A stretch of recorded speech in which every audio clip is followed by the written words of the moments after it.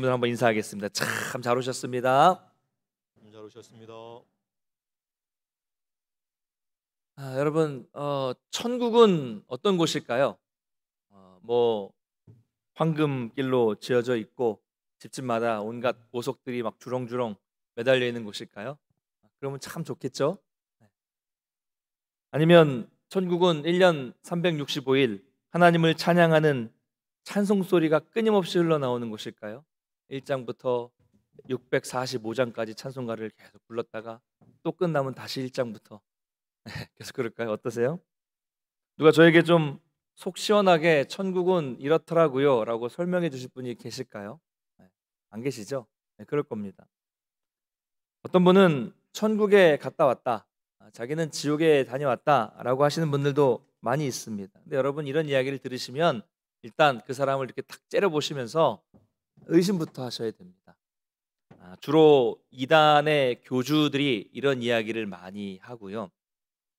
뭐 일반적인 개인적으로 성도님들 중에서 이런 말씀하시는 분들이 있는데, 그런 이야기를 다 거짓이라고 할 수는 없겠지만 우리는 그런 개인적인 체험, 각자 다른 개인적인 경험을 일반화시킬 수 없기 때문에 그렇습니다. 그건 성경이 아니잖아요. 성경이 아니니까요. 정말 하나님이 특별한 은혜를 나에게, 그 사람에게 주셔서 그런 경험을 하게 하셨다면 그냥 자기 혼자 그것을 은혜롭게 간직하시면 됩니다. 야, 하나님은 나를 사랑하셔서 나에게 보여주셨구나. 그러면 돼요. 성경이 아닌데 그것을, 개인적인 체험을 다른 사람에게 이야기하거나 다른 사람에게 강요하지 마시고 그냥 나는 하나님이 나를 사랑하셔서 특별히 은혜를 주셨으니까 이걸 잘 간직하고 잘 기억하고 앞으로 믿음 생활 더 열심히 하자, 이러면 되는 겁니다. 요즘 인터넷 보십시오. 유튜브 같은 데 보십시오. 그때 진짜 뭐 찾아보지 마시고요. 제가 봤어요. 다 이상한 영상들 정말 많습니다. 뭐 천국을 봤다, 천국에 갔다가 왔다, 또 죽기 직전에 지옥을 갔다가 와서 회심하고 죽었다, 뭐 이런 영상들 많은데요. 다 보면 정말 허무맹랑한 이야기입니다. 자, 여러분 생각해 보십시오. 오늘 이제 우리가 13장에서 보는 게 예수님의 천국 관련된 비유거든요. 예수님도 천국에 대해서 우리에게 설명하시기가, 딱 이렇다라고 설명하시기가 어려우시니까 그 비유로 설명하신 거예요. 비유로. 자, 그런데 어떻게 인간이 자기가 갔다 왔다고 확신하며 말할 수 있을까요? 그런 다양한 체험, 수많은 다양한 생각들, 다양한 경험들, 각자 다른 경험들, 그런 말도 안 되는 환상, 그것을 어떻게 믿을 수 있습니까? 여러분, 우리는 우리에게 주신 이 성경 말씀만 확실하게 믿을 수 있습니다. 할렐루야. 이것만 믿을 수 있는 거예요. 왜냐하면 하나님이 우리에게 믿음을 위해서 남겨주신 것은 이 변하지 않는 말씀밖에 없기 때문입니다. 다른 건 안 주셨어요. 말씀만으로 이미 충분합니다.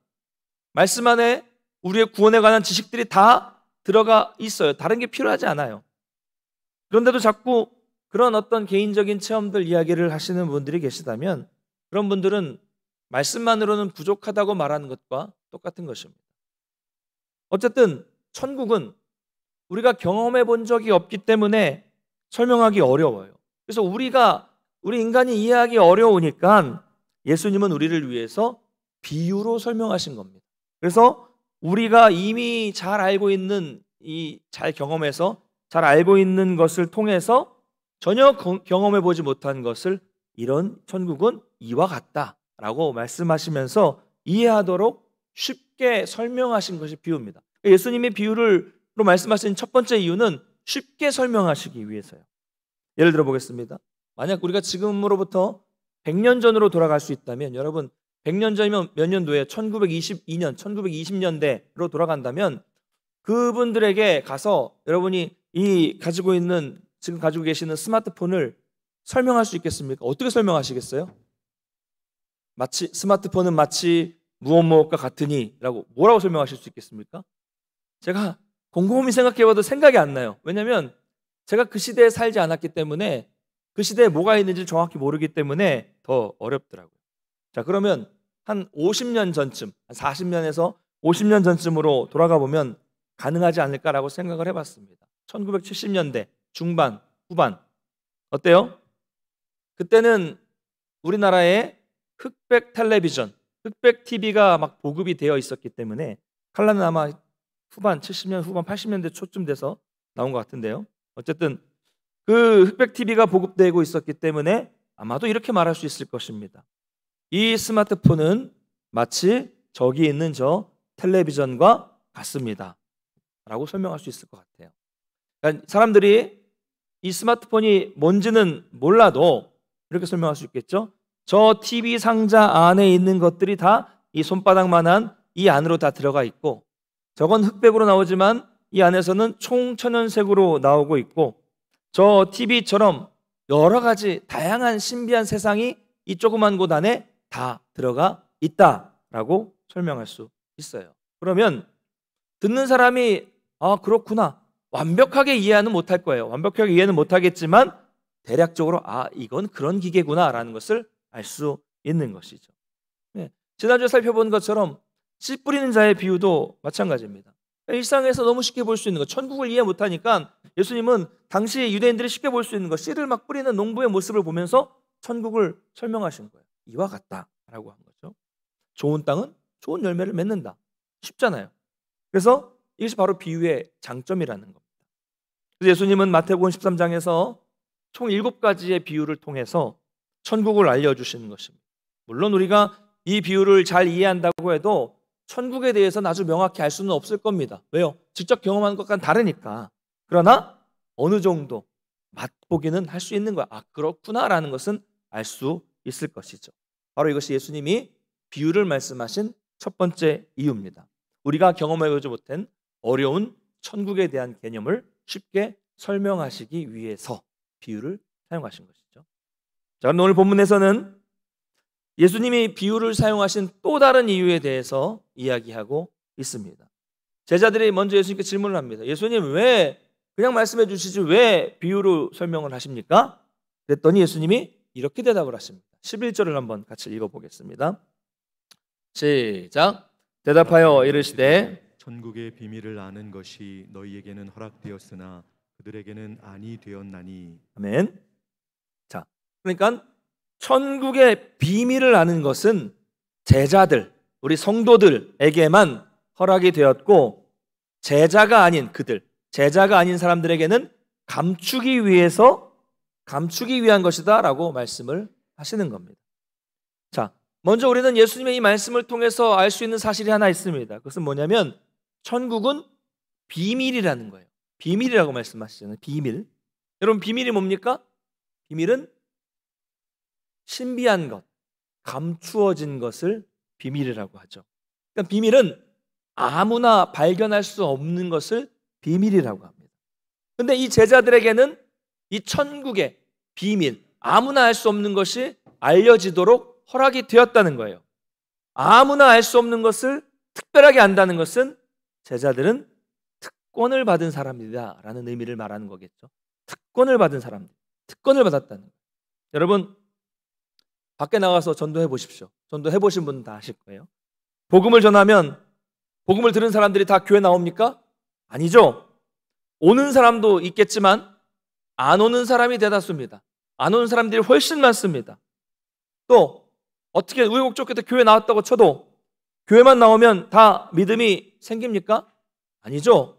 믿음이 생기는 사람도 있고 안 믿는 사람도 있습니다. 못 믿는 사람도 있고요. 믿으려고 해도 안 믿어지는 사람도 있습니다. 교회 안에서도 그래요.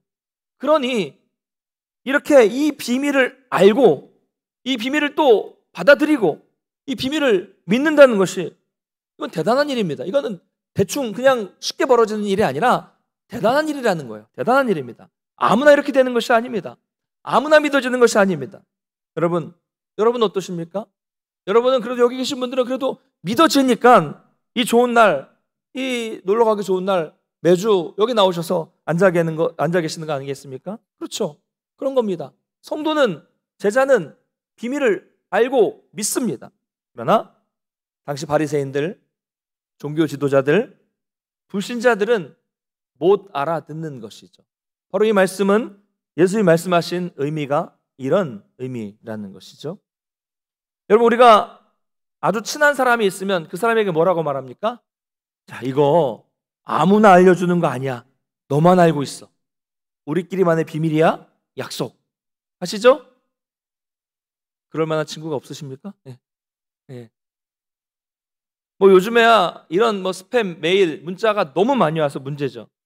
이거 지난번에 그 메일 제목 보니까 쉿 혼자만 알고 계세요. 메일 딱 클릭해봤더니 한 달에 1,000만 원씩 벌 수 있는 방법 해가지고 클릭하라고 나와 있더라고요. 생각해 보십시오. 그게 비밀입니까 그게?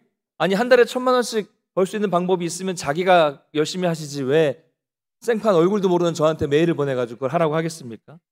이런 사기 말고 진짜 비밀은 누구에게 알려줍니까? 가장 친한 사람, 가장 소중한 사람, 가장 믿을 수 있는 사람, 가장 사랑하는 사람에게만 말해주는 거잖아요. 그렇죠? 여러분 아무에게나 여러분의 이 뭐 인생의 비밀, 여러분의 신체의 비밀을 알려주실 수 있습니까? 아니지 않습니까?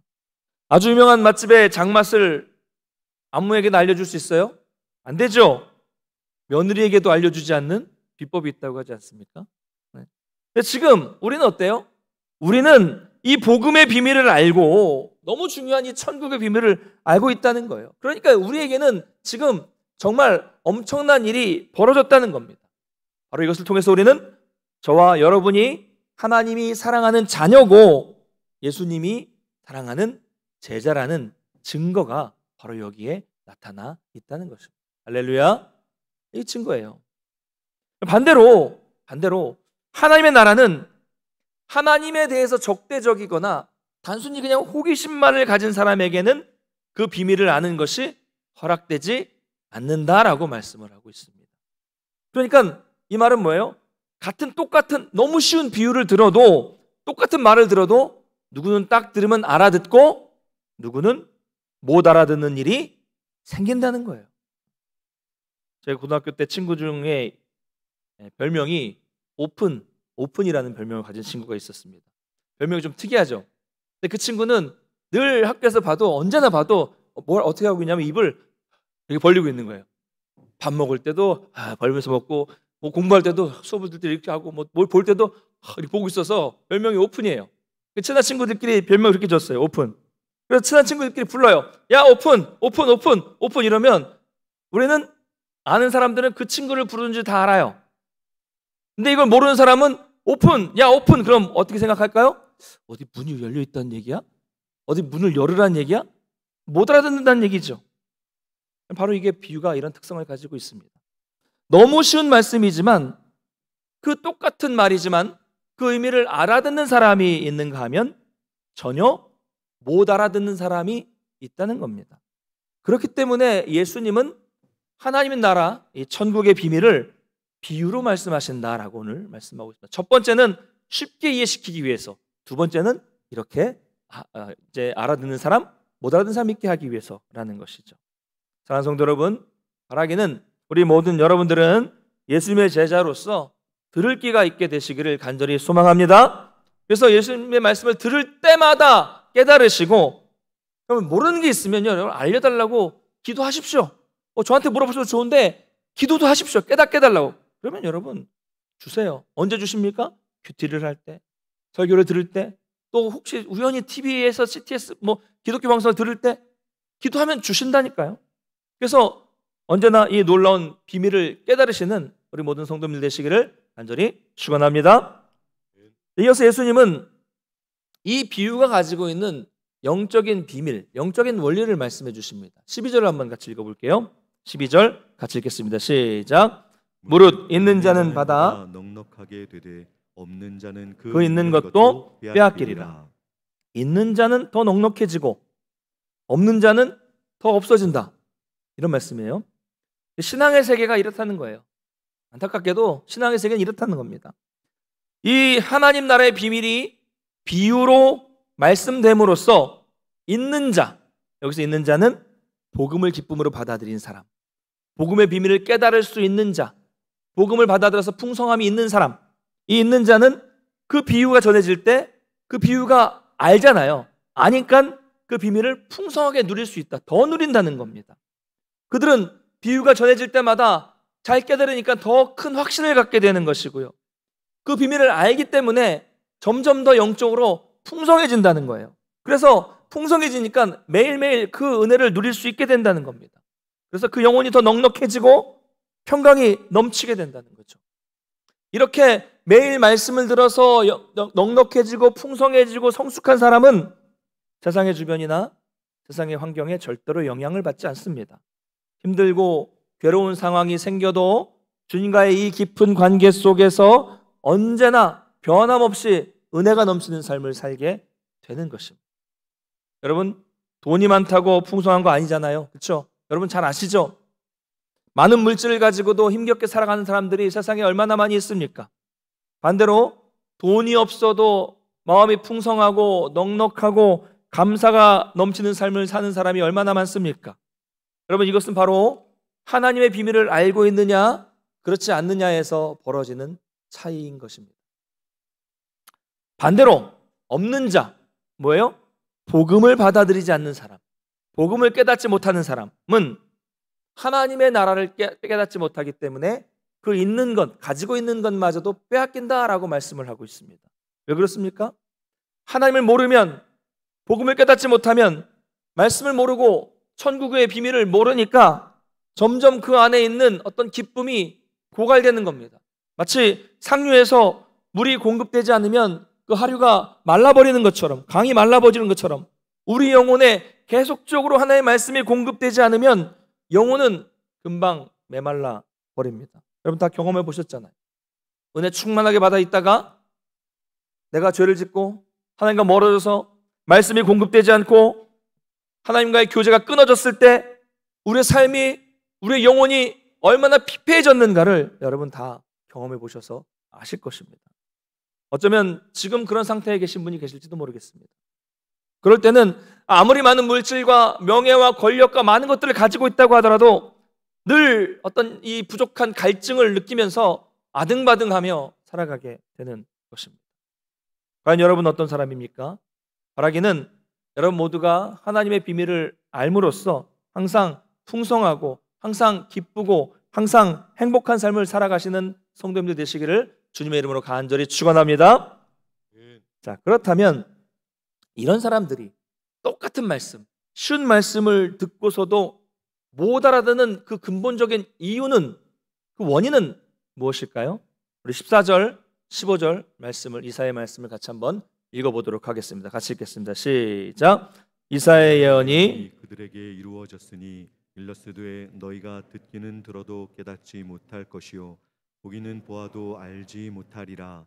이 백성들의 마음이 완악하여져서 그 귀는 듣기에 둔하고 눈은 감았으니 이는 눈으로 보고 귀로 듣고 마음으로 깨달아 돌이켜 내게 고침을 받을까 두려워함이라 하였느니라. 아멘. 아멘. 우리가 읽은 이 이사야 말씀에 분명히 나와 있습니다. 15절에 뭐라고 나와 있습니까? 이 백성들의 마음이 완악해져서 그 귀는 듣기에 둔하고 그 눈은 감았다. 마음이 완악해졌다라고 말씀하고 있어요. 여기서 여러분 마음이 완악해졌다는 말은 둔해졌다는 의미입니다. 둔해졌다는 의미예요. 그러니까 마음에 기름이 끼고 마음에 살이 찌다 보니까 둔감해졌다, 무뎌졌다, 무감각해졌다라는 의미입니다. 자, 여러분 몸에 기름이 끼면 어떻게 됩니까? 내장 지방이 많이 생기고 몸에 지방이 많이 생기면 어떻게 돼요? 그래서 살이 찌면 어떻게 됩니까? 일단 몸에 순환이 안 돼요. 순환이 안 됩니다. 순환이 안 되면 어떻게 돼요? 혈압이 높아지죠. 혈압이 높아지면 어떻게 됩니까? 어디 하나 그러다 막혀버리면, 혈관이 확 막혀버리면 큰일 나게 되는 거죠. 잘 알죠? 네. 의사가 아니어도 다 아는 거잖아요. 이거는. 그렇죠?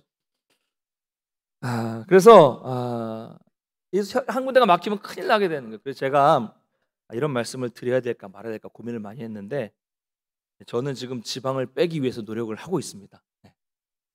왜 고민을 했냐면 제가 이제 시작한 지 딱 3일 됐거든요. 3일 됐는데 또 나중에 돼가지고 목사님 하고 계세요 그러면 안 하고 있으면 안 되잖아요. 그래가지고 고민하다가 지금 말씀을 드립니다.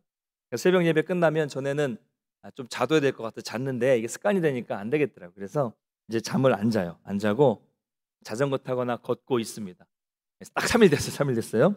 이렇게 말씀을 드리는 이유는 여러분께 이렇게 못 박아놔야 부담이 돼서 다음에 여쭤보면 물어보시면 하고 있습니다라고 얘기하기 위해서 의지를 가지고 하기 위해서 이렇게 말씀을 드립니다.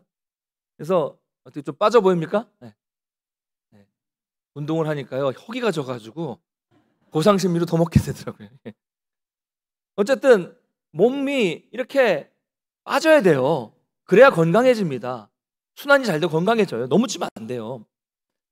우리 영혼도 몸처럼 우리 마음도 마찬가지예요.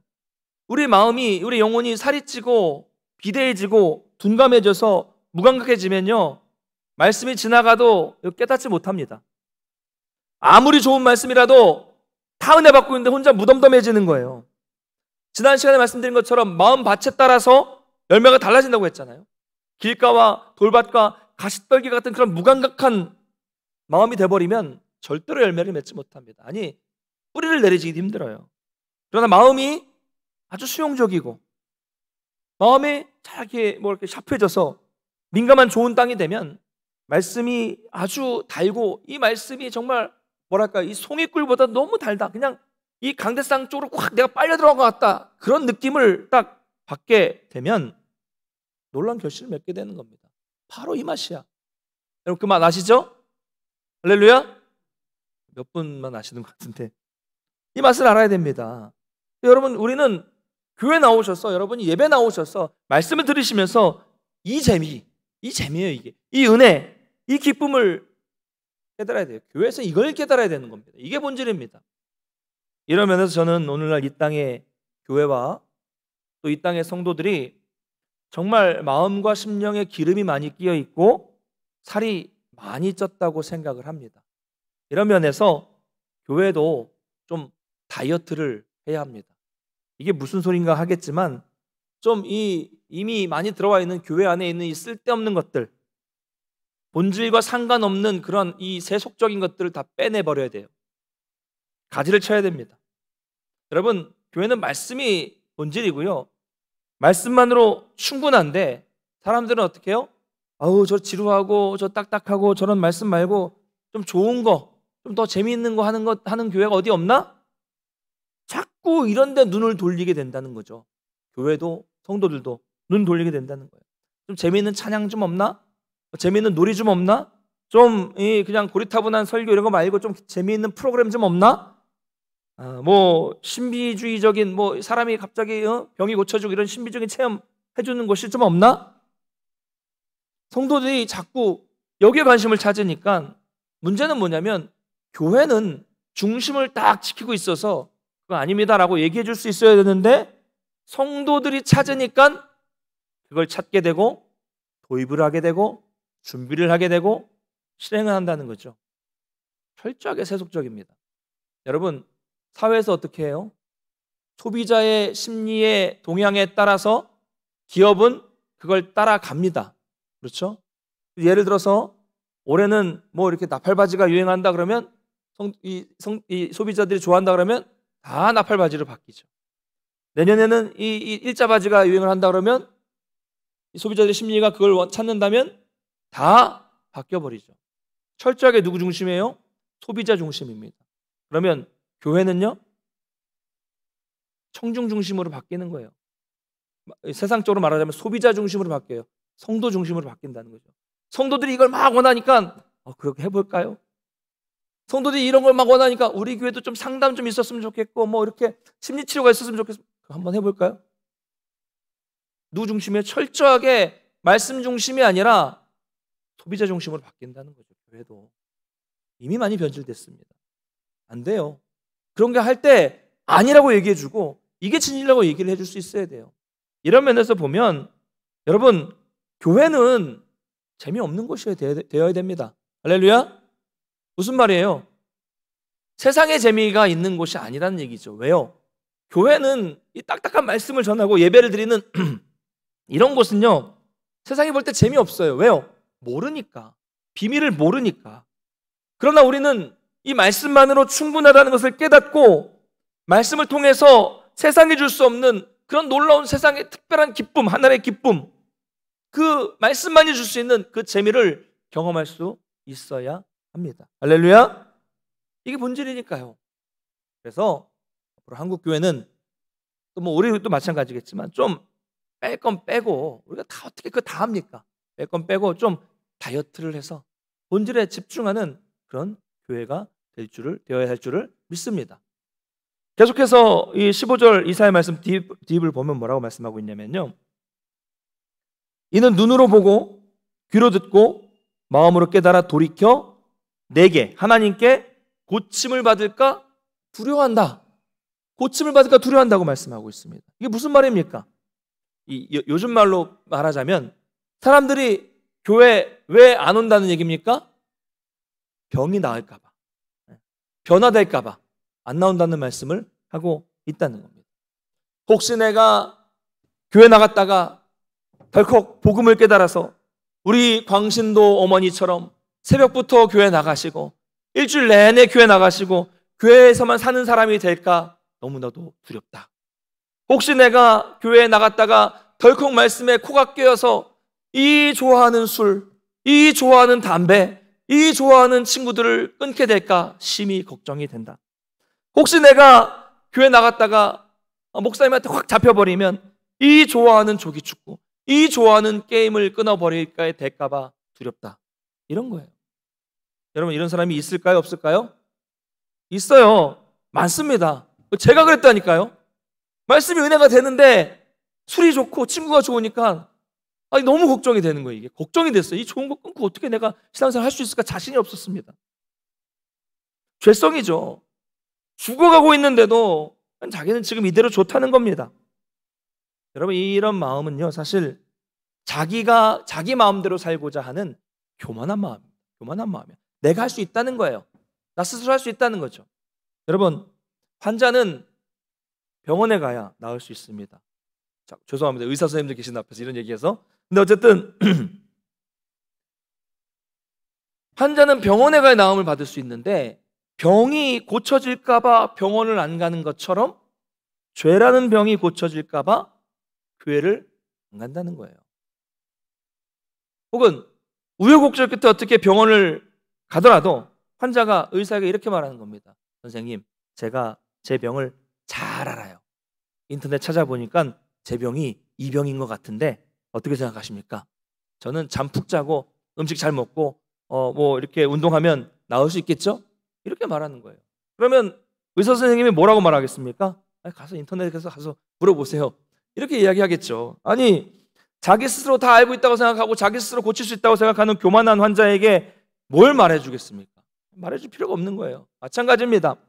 우리는 죄라는 중병에 걸린 환자인데 주님, 저는 저를 너무 잘 알아요. 제 병은 제가 제일 잘 알아요. 주님, 제가 알아서 할게요. 저는 지금 충분히 만족하고 있어요. 저는 변화 없어도 돼요. 안 나아도 돼요. 괜찮아요. 이런다니까요. 여러분, 이렇게 교만한 마음을 가지고 있는 사람은 절대로 제자가 될 수 없습니다. 제자는 자기 생각을 내려놓는 거예요. 의사가 하라는 대로 해야 병이 낫는 것처럼 하나님의 말씀이 하라는 대로 해야 우리가 죄의 병이 나을 수 있는 것입니다. 사랑하는 성도 여러분, 우리는 말씀 앞에서 우리의 교만함과 고집을 다 내려놓으시고 언제나 가난한 심령으로 그 말씀을 대하심으로써 우리의 마음이 말씀으로 날마다 고쳐지고 날마다 회복되는 역사를 경험하시기를 간절히 축복합니다. 마지막으로 16절 17절 말씀을 같이 한번 읽어보겠습니다. 16절 17절 시작. 그러나 너희 눈은 봄으로 너희 귀는 들음으로 복이 있도다. 내가 진실로 너희에게 이르노니 많은 선지자와 의인이 너희가 보는 것들을 보고자 하여도 보지 못하였고 너희가 듣는 것들을 듣고자 하여도 듣지 못하였느니라. 아멘. 사랑하는 성도 여러분, 뭐라고 말씀하고 있습니까? 우리의 눈은 볼 수 있고 우리의 귀는 들을 수 있는 복이 있다라고 하십니다. 우리는 하나님이 행하시는 크고 놀라운 일을 우리의 영적인 눈으로 볼 수 있는 사람들입니다. 할렐루야. 우리는 하나님의 말씀을 하실 때마다 우리의 귀가 열려 있어서 그 복된 말씀을 들을 수 있는 사람들입니다. 우리는 이미 이 복을 받았습니다. 특별히 우리는 앞에서 이 비밀을 알 수 있는 놀라운 특권을 받았다고 말씀을 드렸어요. 그런데 오늘 말씀을 보니까 예수님은 지금 1차적으로 제자들에게 말씀하시는 거잖아요. 이거 우리에게 적용할 수 있는 거지만 제자들에게 뭐라고 말씀하시냐면 너희들 제자들은 구약 성경에 나오는 선지자들이나 구약의 의인들보다 훨씬 더 큰 복, 훨씬 더 큰 특권을 받았다고 말씀하고 있습니다. 왜 그럴까요? 여러분, 구약의 선지자들과 구약의 의인들이 뭘 원했습니까? 메시아를 보지 못했지만 기대했죠.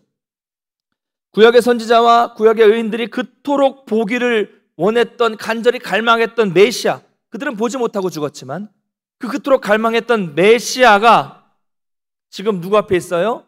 제자들의 눈앞에 있습니다. 그 메시아를 제자들은 직접 보고 있어요.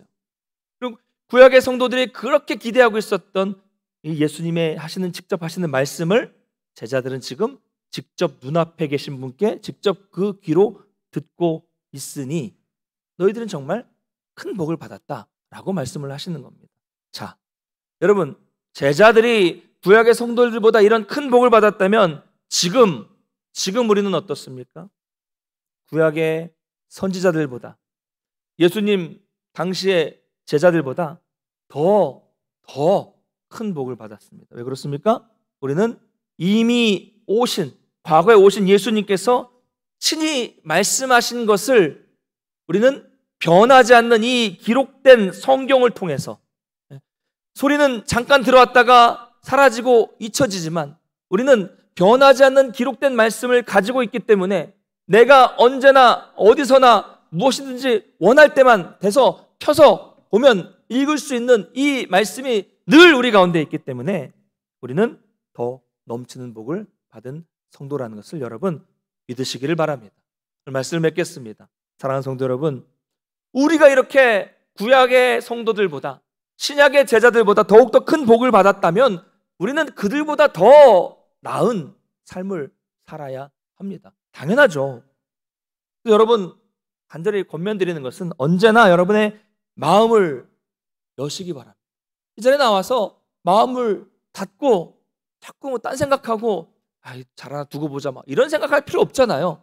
마음을 잘 준비하셔서 마음을 여시기를 바랍니다. 그리고 마음의 눈을 여시고 여러분의 영혼의 귀를 열어두세요. 여러분, 이 시간들은 정말 아까운 시간들입니다. 그냥 허비하지 마시고 이왕 나오셨으면 그냥 지나치지 마시고 집중하시고 온전히 하나님을 향해 마음을 열어두시기를 바랍니다. 그래서 이 하나님의 이 나라의 비밀에 대해서 경청하시고 그 천국을 날마다 경험하시는 우리 제자가 되시기를 간절히 축원합니다. 할렐루야. 여러분은 세상과 다른 사람들이에요. 여러분은 놀라운 복을 받은 사람들입니다. 여러분은 특권을 받은 사람입니다. 여러분은 예수님의 비밀을 나누어 가진 사람들입니다.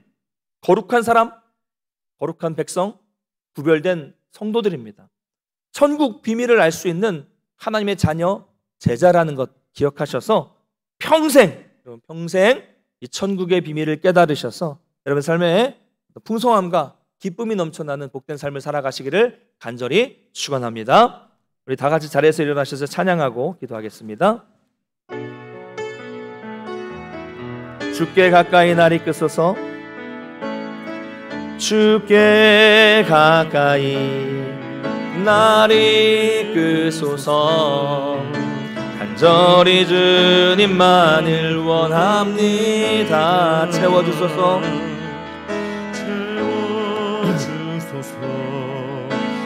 주의 사랑을 진정한 찬양 드릴 수. 다시 한번 고백합니다. 주께 가까이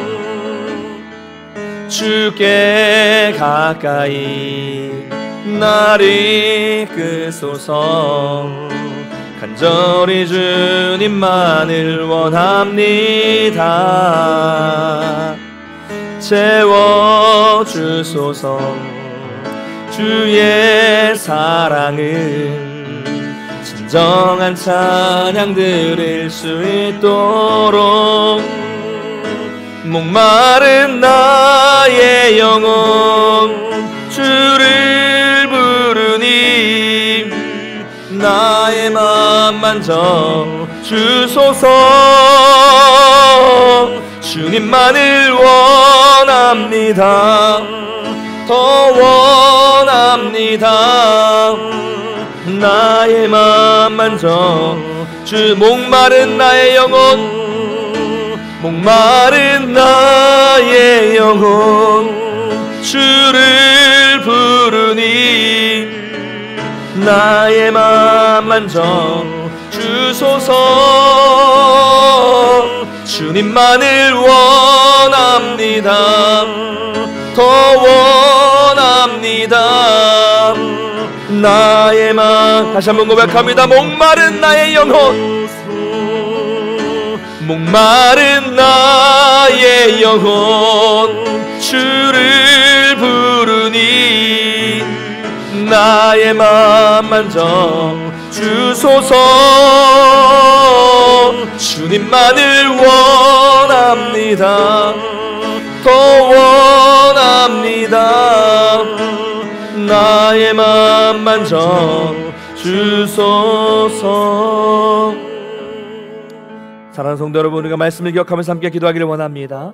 우리 마음속에 있는 이 교만한 마음, 완악한 마음, 분해진 마음, 무뎌진 마음을 버리게 도와주셔서 우리가 늘마다 겸손한 마음으로, 가난한 심령으로 하나님 앞에 서게 해주시고, 하나님 앞에 서서, 말씀 앞에 서서 내가 이 비밀을 알 수 있는 엄청난 특권을 받았다는 것을 기억하면서 이 비밀의 말씀을 평생 깨달아서 풍성함과 기쁨이 넘치는 삶을 살게 해달라고 간절히 기도하길 원합니다. 그래서 이 천국 비밀을 깨달아서 이 땅을 살아갈 때 하나님의 자녀요, 하나님의 백성이요, 하나님의 제자로 거룩한 삶, 구별된 제자의 삶을 살아갈 수 있도록 인도해달라고 기도하겠고요, 우리의 일상이 회복되게 해주시고 우리의 교회와 예배와 우리의 신앙이 온전히 회복될 수 있도록 주님 붙잡아 달라고 우리 함께 기도하며 나가겠습니다. 같이 우리가 마음을 다해서 말씀을 기억하면서 함께 기도하며 나가겠습니다. 같이 기도합니다. 사랑의 하나님 아버지의 사랑을 정말로 감사를 드립니다. 오늘도 우리 가운데 함께 해주셔서 예배 가운데 인도해 주시고 말씀을 듣고 하나님의 음성을 들을 수 있도록 인도하시니 감사를 드립니다. 하나님, 우리의 마음, 우리의 심령을 돌아보기를 원합니다. 말씀을 들어도 깨닫지 못하고 말씀을 들어도 이해하지 못하는 그런 모습을 잊지 않았는가 돌아볼 수 있도록 도와주시고, 우리의 교만한 마음과 우리의 완악한 마음과 우리의 무뎌진 마음과 우리의 둔해진 마음을 아버지 불쌍히 여겨주셔서 겸손하게 가난한 심령으로 우리 주님의 말씀 앞에 서게 하여 주시옵소서. 하나님, 우리는 이 비밀을 알 수 있는 놀라운 특권을 받은 사람들입니다. 이 비밀의 말씀을 깨닫게 해주시고 평생 깨달아서 평생 주님과 동행하는 삶이 될 수 있도록 도와주시고, 내 속에 정말 본질적인 말씀을 추구할 수 있도록 붙잡아 주시고, 그로 인해 풍성함과 기쁨이 넘치는 삶을 살 수 있도록 도와주시옵소서. 이 땅에서 구별된 자로서 거룩한 백성으로서 제자의 삶을 살 수 있도록 붙잡아 주시고, 지금 특별히 코로나 상황 속에서 우리를 구원하여 주시고 건져주셔서 우리 일상이 회복되고 교회와 예배와 우리의 신앙이 회복될 수 있도록 붙잡아 주시고, 가정과 또 일터와 모든 것들이 회복될 수 있는 역사를 주님 허락하여 주시옵소서. 하나님, 우리를 불쌍히 여겨주시고 우리의 심령 가운데 놀라운 역사 다 할 수 있도록 붙잡아 주시고 하나님 인도해 주시옵소서.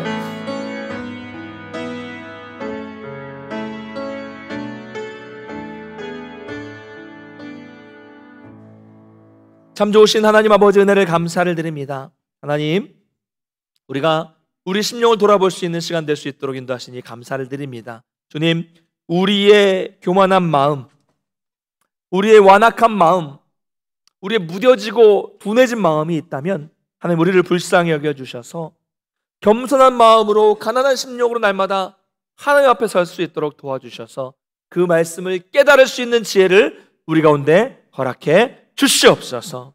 우리는 하나님의 비밀을 알 수 있는 엄청난 특권을 받았다는 것을 기억할 수 있도록 도와주셔서 이 비밀의 말씀을 평생 깨달아서 평생 주님과 함께하고 평생 주님으로 인해 기뻐하고 평생 이 본질적인 말씀으로 인해서 풍성함을 느낄 수 있는 우리 모든 성도님들 될 수 있도록 도와주시옵소서. 세속적인 것들, 쓸데없는 것들 추구하지 않게 해주시고 오직 말씀 안에서 말씀의 본질을 추구할 수 있도록 붙잡아 주셔서 이 땅에서 거룩하게 구별된 제자의 삶을 살아 승리할 수 있도록 주님 도와주시옵소서. 속히 코로나가 사라지게 해주시고 우리의 일상이 회복되게 해주시고 우리 교회와 우리 예배와 또 우리 신앙과 가정과 일터가 온전히 회복될 수 있도록 주님 도와주시옵소서.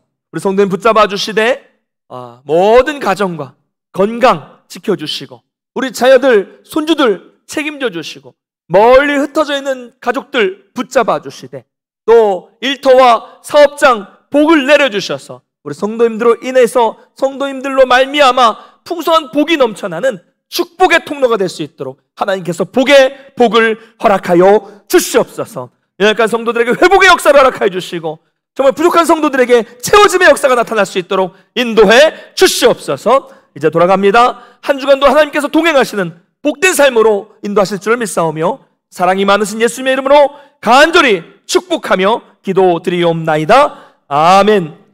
이제는 우리 주 예수 그리스도의 은혜와 하나님 아버지의 크신 사랑하심과 성령님의 교통케 하시는 역사가 천국의 이 비밀을 깨달아 이 땅에서 구별된 제자로 살기를 결단하는 모든 성도들 머리 위에, 가정과 생업과 자녀 위에, 주의 몸된 교회 위에 이제로부터 영원토록 함께 있을지어다. 아멘.